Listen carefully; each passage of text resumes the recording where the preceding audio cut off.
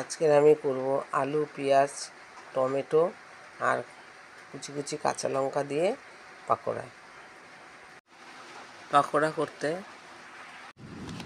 পাকোড়া করতে দেব ময়দা,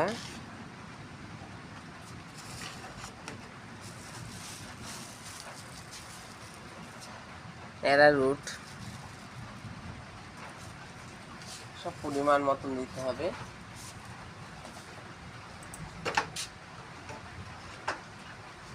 কালো জিরে, অল্প পরিমাণে হলুদ,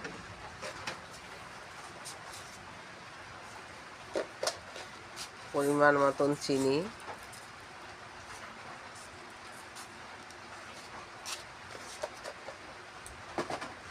আর নুন মিষ্টি স্বাদ অনুযায়ী। মাখানো হয়ে গেছে। খেয়াল রাখতে হবে যেন জল বেশি না পড়ে, মাখানোটা যেন একটু শক্ত শক্ত হয়।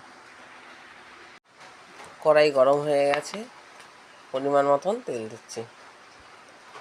বড়া বা পাকোড়া ভাজতে গেলে একটু বেশি পরিমাণেই তেল লাগে।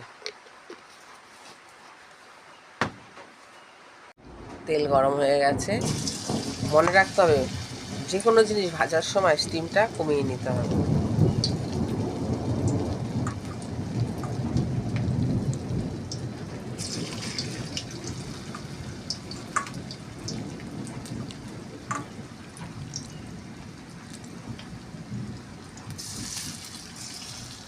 এক পিঠ হয়ে গেছে, আর এক পিঠ আমি উল্টে দিচ্ছি।